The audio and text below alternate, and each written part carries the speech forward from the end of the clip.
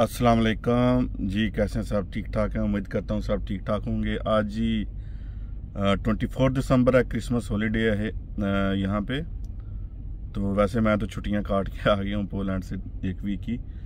तो इस वीडियो में मैं जनाब आपको बताऊँगा कि आप अप्लाई कैसे कर सकते हैं ड्राइवर के लिए।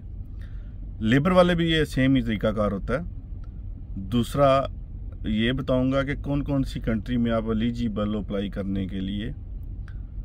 तो ये मैंने पहले भी वीडियो बनाई है, लेकिन आप लोग वो शायद मेरे ख्याल से वो जो स्क्रीनशॉट लगाया वो आपने देखा नहीं था या क्या सिस्टम था। बहरहाल ये वीडियो आप मुकम्मल देखें, ठीक है। अगर आपको थोड़ा बहुत लिखना पढ़ना आता है तो आपको किसी की ज़रूरत नहीं पड़ेगी वीज़ा अप्लाई करने के लिए, कोई भी चीज़ अप्लाई करने के लिए, ठीक है। TRC कार्ड, वीज़ा कार्ड, कुछ भी आपने अप्लाई करना है तो आपको किसी की ज़रूरत नहीं पड़ेगी। तो वीडियो आप ज़रा गौर से देखना। तो जो मेरे भाई ट्रक ड्राइवर हैं, इंग्लिश इनको थोड़ी बहुत आती है, तो वो सबसे पहले भाई अपनी CV बनाएं। CV बना के उसमें जो सच है वही लिखें। झूठ ज़्यादा भी आप शो ऑफ करोगे तो उसका आपको बेनिफिट नहीं होगा, ठीक है। अपने पासपोर्ट का फ्रंट कॉपी जहाँ पे साइन किया है वहाँ या जहाँ पे जितनी स्टम्प्स लगी हैं वो स्कैन कर लें। उसके बाद ड्राइविंग लाइसेंस, आपका driving licence front back, international permit front back, ठीक है। उसके बाद जो आपके पास यानी कि आप मैट्रिक पास हैं तो वो सनद भी लगा लें। ये सारी PDF स्कैन कर लें और कोशिश करें कि ये सारी 5 MB से ज़्यादा ना हो, क्योंकि कई कंपनी की वेबसाइट पर डायरेक्ट आपको अपलोड करनी पड़ती है, तो उनकी रिकमेंडेशन होती है कि आपकी फ़ाइल 5 MB से ज़्यादा बड़ी नहीं होनी चाहिए। अपनी CV बना लें, ठीक है। ये डॉक्यूमेंट सेव कर लें। तो भाई करना आपने क्या है, इजी और सिंपल प्रोसेस होता है, ठीक है। यहाँ पे हज़ारों ट्रांसपोर्ट कंपनी है, मैं आपको कोई भी रिकमेंड नहीं करूँगा, ठीक है, लेकिन हज़ारों कंपनी है पोलैंड में। उसके बाद लिथुआनिया, स्लोवेनिया, स्लोवाकिया, चेक रिपब्लिक, हंगरी, ठीक है। ये ऐसी कंट्री हैं जो फॉरेनर ड्राइवर ले रही हैं, क्योंकि इन कंट्रियों में हम लोगों को प्रोसेस इजी हो जाता है। तो इसीलिए Italy, Spain, France, German, Belgium वगैरह नहीं ले रहे, क्योंकि वहाँ पे हार्ड है। ये नहीं है कि उनको ड्राइवर की ज़रूरत नहीं है, लेकिन उनको भी ड्राइवर की ज़रूरत है, लेकिन वहाँ पे काम ज़्यादा हार्ड है। यानी कि लाइसेंस नहीं हमारा चेंज होता, और टैको कार्ड कोड 95 वो लंबा प्रोसेस होता है, इसलिए वो कंपनीज बंदे बाहर से हायर नहीं करती। लेकिन ये जो कंट्रीज मैंने बताई हैं यहाँ पे इजी है। आप गूगल पे जाएं, वहाँ पे जाके लिखें लिथुआनिया ट्रक ट्रांसपोर्ट कंपनीज, तो आपको कितनी कंपनीज मिल जाएंगी। जो आपको अच्छी लगती है उसकी वेबसाइट पे जाएं। मेरे ख्याल में लिथुआनिया में कोई ऐसी कंपनी नहीं है जिसने फ्रंट पे नहीं लिखा हुआ कि हम लोगों को ड्राइवर चाहिए। वो लिखा है भाई HR में जाएं, कैरियर में जाएं, कॉन्टैक्ट्स में जाएं, वहाँ में आपको कैरियर में जाएं, ठीक है, वेबसाइट पे, वहाँ पे HR का लिखा होगा, ठीक है, या एडमिनिस्ट्रेशन का लिखा होगा। आप ईमेल आपको वहाँ से मिल जाएगा। वो ईमेल कॉपी करके अपने ईमेल पे पेस्ट करें। अपनी CV जो है अटैचमेंट लगा के कुछ लिख के उनको अपने बारे में लिखा, तो पहले भी सब कुछ होता है CV में, वो सेंड कर दें। सेंड करने में आपका कोई खर्चा नहीं है, ठीक है।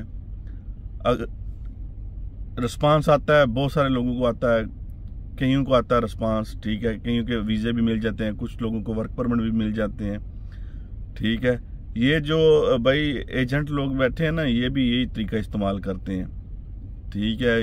ये कंपनी उनके किसी रिश्तेदार की नहीं होती है, लिथुआनिया में या पोलैंड में या चेक रिपब्लिक, हंगरी या स्लोवेनिया, स्लोवाकिया में। ये लोग भी ऐसे ही इन लोगों को ईमेल्स करते हैं। वो सारा उनका तो वो फ्री होते हैं, उनका काम ये होता है कि वो सारा दिन चेक करते रहते हैं। तो उसके लिए जो मेन ज़रूरी डॉक्यूमेंट्स जो मांगते हैं ना ये लोग, ये पुलिस क्लियरेंस सर्टिफिकेट मांगते हैं, जहाँ पे आप हो। अगर 5 साल से आप परमानेंट वहाँ पे हो तो वहाँ का। तो अगर 5 साल में 1 या 2 दफ़ा, यानी कि आप इंडिया, पाकिस्तान, नेपाल या बांग्लादेश में आएंगे वापस, तो वो फिर आपसे नेपाल का भी मांगेंगे। ये एक्सपीरियंस मैं वो आपसे शेयर कर रहा हूँ जो मेरा कज़न की TRC आई है लिथुआनिया की, वो प्रोसेस सेम यही है, उन्होंने यही डॉक्यूमेंट्स मांगे थे, वो मैं आपको बता रहा हूँ। मैं ना एजेंट हूँ ना कंसल्टेंट हूँ, तो उनका अप्लाई मैंने किया था, ठीक है।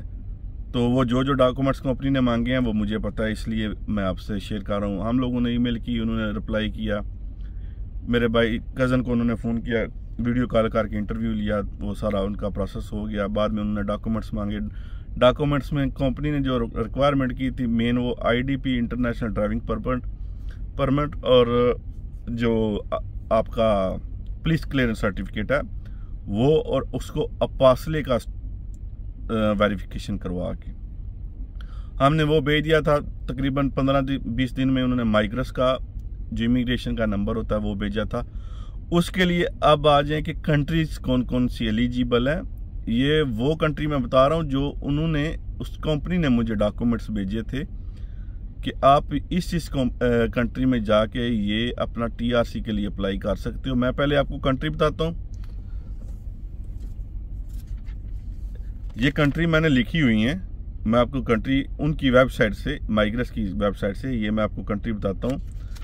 अगर तो आप पाकिस्तान से हैं, अगर सबसे पहले आप इंडिया से हैं तो आपको कहीं जाने की ज़रूरत ही नहीं है, वो आपका इंडिया वाले वो VFS वाले करते हैं। अगर आप पाकिस्तान से हो या बांग्लादेश से हो, क्योंकि पाकिस्तान बांग्लादेश में दोनों में नहीं है सिस्टम, आज़रबाईजान जा सकते हो। मेरा कज़न भी आज़रबाईजान गया था। जॉर्डन, जिसको उर्दन बोलते हैं, वहाँ भी आप जा सकते हैं। कज़ाकिस्तान, नेपाल, श्रीलंका, ताजिकिस्तान, तुर्की थोड़ा हार्ड है, हम लोगों को वीज़ा नहीं इतना इजी मिलता। दुबई में वीज़ा अभी मेरे हाल से नहीं मिल रहा, या मिल रहा है मुझे नहीं पता। उज़्बेकिस्तान, ये वो कंट्रीज़ हैं जिनका वीज़ा पाकिस्तानियों को विजिट वीज़ा इजी मिल जाता है। आपको कोई परमानेंट वीज़ा नहीं चाहिए, इसके लिए आपको सिर्फ लीगल वहाँ पे जाना है विजिट वीज़ा पे। मेरा कज़न जो गया था वो भी आज़रबाईजान का विजिट वीज़ा लेके गया था। कोई इंटरव्यू नहीं लेते, किसी किस्म का इंटरव्यू नहीं, ना ही बैंक स्टेट उन्होंने मांगी थी, बैंक स्टेटमेंट। तो इंटरव्यू भी बिल्कुल नहीं है, आपने वहाँ जाना है।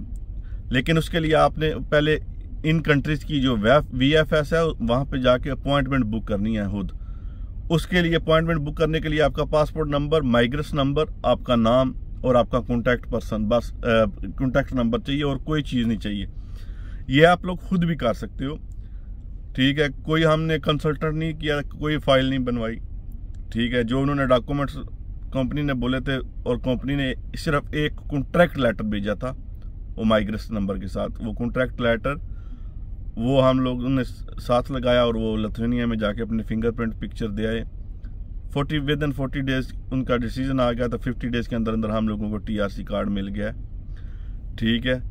ये भाई आप खुद भी कर सकते हो। ये जो लोग आपको बोलते हैं ना 40,000 दो, 5,000 दो, मैं फ़ाइल बना के देता हूँ तो ये करूँगा वो करूँगा, वो जब मैंने अपनी फ़ाइल बनाई थी, शायद वो भाई साहब देखते भी हो मेरी वीडियो, मुझे पता था, मुझे खुद यही था कि फ़ाइल में बहुत कुछ लगाते हैं, ये होता है ये होता है। भाईजान उन्होंने मुझे सिर्फ वो मेरी एप्लीकेशन फिल करके वो प्रिंट करके दी थी जब मैं पोलैंड आया था। तो उसके बाद वो मेरे अपने डॉक्यूमेंट्स की एक कापी करके उन्होंने मुझे एक फ़ाइल बना के ना मेरे हाथ में पकड़ा दी थी। खुद अपने पास से उन्होंने एक डॉक्यूमेंट्स कोई भी होता ना, कुछ भी वो भी नहीं लगाया था। तो ना फाइलों के चक्कर में पड़े, ना कंसल्टेंट करें। फाइल आप चेक लिस्ट चेक कर लें, किसी भी कंट्री की कौन से डॉक्यूमेंट्स रिक्वायर होते हैं D क्लास वीज़ा के लिए या C क्लास वीज़ा के लिए, वो आप डॉक्यूमेंट्स इकट्ठे करके ले जाओ। 40,000, 5,000, 2-2 लाख रुपया मांगते हैं। मेरे से खुद लाहौर में एक कंपनी है, उन्होंने 2 लाख रुपया मांगा था ये एप्लीकेशन पोलैंड की फिल करने के लिए। कोई ज़रूरत नहीं है भाई, आप खुद फिल करो। अगर किसी को पैसे लगाने का ज़्यादा शौक है तो वो मुझसे रब्ता कर ले, मैं आपका काम 30-25 हज़ार में ही करवा दूंगा, ठीक है। 2-2-1.5 लाख लगवाने की कोई ज़रूरत नहीं। उसके बाद जी आ जाए लाइसेंस पे। अभी जी लाइसेंस पे जो पाकिस्तानी या इंडियन ऑलरेडी लिथुआनिया में हैं उनको वो टैकोग्राफ का मसला बना हुआ है, क्योंकि जो अरब कंट्रीज़ हैं ना उनमें ज़्यादा का खास करके ओमान का लाइसेंस नॉट एक्सेप्टेबल है, और इंटरनेशनल परमिट भी, ठीक है। तो आप मोटरवे का पाकिस्तान से जाके लाइसेंस बनवाएं। इंटरनेशनल लाइसेंस मैं यहाँ पे वो लगा देता हूँ, आप चेक कर लेना। पाकिस्तान से भी बन रहा है वो कापी वाला, मोटरवे से नहीं बनवाना, वो कापी वाला बन रहा है 3 साल का। आप लोग वो लाइसेंस बनवाओ, वो आपके काम आएगा, वरना आपको यहाँ पे आके बहुत सारी प्रॉब्लम्स हो जाएंगी। दूसरा, एक भाई ने बड़ा अच्छा सवाल पूछा था, आज ही पूछा है। तो उन्होंने पूछा था कि मेरे पास हैवी लाइसेंस है, तो मैं पाकिस्तान जाऊंगा तो चेंज करवाऊंगा, तो मुझे कार का भी साथ में दे देंगे? नहीं भाई, वो कार का लाइसेंस नहीं देते, वो जो क्लास आपके पास है वो ही देते हैं, बल्कि उससे भी एक क्लास डाउन देते हैं। अल्हम्दुलिल्लाह हमारी गवर्नमेंट इतनी अच्छी है कि उनको पता भी है कि हमारा HTV जो है वो CE होता है।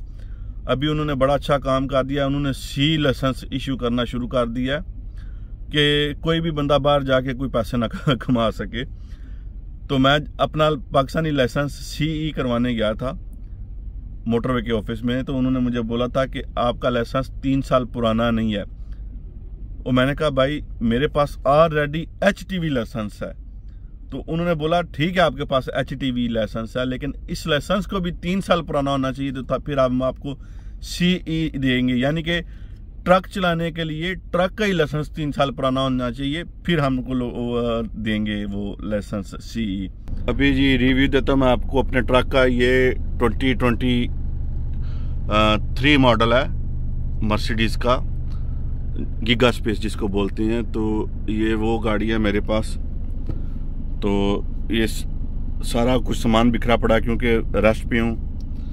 तो अभी मैं दिखाता हूँ आपको कि मैं क्यों हर एक वीडियो में बोलता हूँ कि आपको इंग्लिश आना ज़रूरी है। ठीक है, ये जनाब इसका सारा सिस्टम यहाँ पे है। ये आप देख रहे होंगे कि जैसे मैं हाथ मूव कर रहा हूँ, बैटरी चेक करनी है कितने प्लस, तो वो भी आपको बताएगी, क्योंकि रात को मैं सोया रहा हूँ तो वो दिखा रही है अभी कम। अभी मैंने ट्रक स्टार्ट किया, आपको शायद ट्रक की आवाज़ आ रही होगी। उसके बाद जनाब ये प्रेशर का काफ़ी लोगों को पता है, ये डिस्टेंस होता है अगली गाड़ी से। अगर आपका ध्यान हट जाता है तो ये ऑटोमेटिक ब्रेक लगा देती है। ठीक है, मोबाइल का ये लोकेशन का, ठीक है, इंजन प्रेशर, डीजल कितना चेक करना है, कितने किलोमीटर कर सकती है ये। उसके बाद ये नेविगेशन, ठीक है, ये मैंने अपनी सेट किया हुआ है। अगर मैं कल जाऊंगा तो इसी नेविगेशन को मैं फॉलो करूंगा। बाकी यहाँ पे इसका हीटिंग सिस्टम है। तो नेविगेशन मर्सिडीज़ का जानवन आता है मर्सिडीज़ के साथ, ये इसको टॉम नेविगेशन बोलते हैं। ठीक है, कीलेस है, रिमोट वाली गाड़ी है। ये होती पोलिश में है क्योंकि हमारी कंपनी पोलिश है। तो पोलिश तो नहीं है, मेरी कंपनी डच है, लेकिन वो ज़्यादा ड्राइवर पोलैंड वाले हैं। तो जब भी आप इसमें, हमारे पास गाड़ी चेंज होती रहती है, तो जब भी मैं आता हूँ तो मैं खुद ही इसको लैंग्वेज को चेंज करता हूँ। वैसे ये पोलिश में ही होती है तकरीबन। इसको बोलते हैं TX। ठीक है, वो ऊपर मेरा नाम आ रहा है। तो 17 घंटे से मैं स्टे कर रहा हूँ यहाँ पे ही। तो अभी कल तक स्टे ही है मेरा। ठीक है, अभी आप यहाँ पे देखो ना, आपको arrival, loading, pass, waiting, overnight stay, crossing, washing, refilling, arrival, loading, unloading, connect, disconnect, ये सब कुछ लिखा हुआ है। अभी आपको ये एक दफ़ा देख ले, मैं आपको फिर बताता हूँ कि ये अराइवल या बाकी सिस्टम, ठीक है, वो क्या होता है। ये इसको बोलते हैं जी टैकोग्राफ कार्ड। ठीक है, तो इसमें आपका वो मुकम्मल डाटा सेव होता है। अभी आ जाए जनाब यहाँ पे।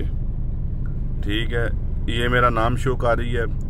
मैं छुट्टी से आया हूँ, तब से मैंने अभी तक गाड़ी नहीं चलाई, तो वो कुछ भी शो नहीं कर रहा। ठीक है, जैसे जैसे मैं चलाऊंगा वो मेरा वीक का मुकम्मल शो हो जाएगा यहाँ पे। ठीक है, ये जनाब सिस्टम होता है। ये डबल बेड वाली गाड़ी है। ठीक है, 2 बेड है ऊपर और नीचे, बहुत ज़्यादा स्पेस है, काफ़ी बड़ा इसका कैबिन है। ठीक है, तो ये नेविगेशन है, इसको बोलते हैं TX। इस पे ही हम लोगों को कंपनी वाले SMS करते हैं या मेल करते हैं कि कहाँ से पिक करना है, कहाँ से ड्रॉप करना है, कितने घंटे हैं, कहाँ स्टे करना है, कौन सी पार्किंग में आपने रहना है। ये जनाब कैमरा है हमारी राइट साइड पे, क्योंकि हम लोग इंग्लैंड चलते हैं तो वहाँ पे ड्राइविंग राइट साइड है और हम लोग लेफ्ट साइड पे बैठे होते हैं, तो हम लोगों को वो नज़र नहीं आता कि नीचे या राइट साइड पे बिल्कुल साथ में कोई कार है कि नहीं। वो हम लोग फिर ये कैमरा ऑन कर लेते हैं। तो अभी मैं बताता हूँ ये इसका मुकम्मल सिस्टम भी आपको। जी जनाब, तो अभी मैं बताता हूँ ये इसके अंदर जो सिस्टम लगा हुआ है, कनेक्ट डिस्कनेक्ट। हम लोग हमारा बरात का सिस्टम है, कोल्ड सिस्टम है, यानी कि कोल्ड अपना तलाजा, बरात तलाजा जिसको बोलते हैं, फ्रीज़र बोलते हैं, हमारे पास टोटल वही ट्रेलर हैं। और हम लोग एक्सचेंज और हुक अन हुक यानी कि हर एक ट्रिप के बाद करते रहते हैं। हमारे पास परमानेंट ट्रेलर नहीं होता, क्योंकि हम लोग मैं चलता हूँ इंग्लैंड, तो जैसे ही मैं इंग्लैंड से ट्राला पहला हाली करके आता हूँ, तो हम लोगों को ये फ्रांस में हमारी पार्किंग है वहाँ पे, या क्लाइस जहाँ से यूरो टनल वाली ट्रेन जाती है इंग्लैंड, वहाँ पे ट्रक खड़ा कर देते हैं, ट्रेलर अनहुक कर देते हैं, तो हम लोग वहाँ से आके वो दूसरा ट्रेलर हुक कर लेते हैं। लेकिन उसको हुक करने का भी तरीका ये है कि इस सिस्टम में हम लोगों को वो पहले जब डिस्कनेक्ट करना है, तो वो डिस्कनेक्ट पे जाओगे तो आपको बोलेंगे हाल ही है, तो एम्प्टी है, फिर आपने एम्प्टी पे क्लिक करना है, ठीक है। फिर वो तो आपको पता चल जाएगा कि एम्प्टी। अगर लोडेड आपने ट्राला उधर छोड़ा है, क्योंकि हम लोग डिलीवरी नहीं करते, वापस आके डिलीवरी हमारी दूसरी गाड़ियाँ करती हैं, तो वो अगर लोडेड है तो उस पर लिखना पड़ता है मुकम्मल। वो बोलेंगे आपको कि फर्स्ट टेम्परेचर और सेकंड टेम्परेचर, क्योंकि अभी नए जो फ्रीज़र आ रहे हैं ना, इसमें डबल टेम्परेचर वाला सिस्टम है। सेंटर में आप वो दीवार भी लगा के, यानी कि आगे वाला प्लस और पीछे वाला माइनस टेम्परेचर, या आगे वाला माइनस पीछे वाला प्लस कर सकते हो, जैसा आपके पास सामान है। वो लिखना पड़ता है। जब फ्यूल डालना है भाई, वो सिलेक्ट करना पड़ता है कितना डाला है फ्यूल, कितना एडब्ल्यू डाला है, कितना पीछे कूलर में यानी कि फ्रीज़र में डाला है, ठीक है।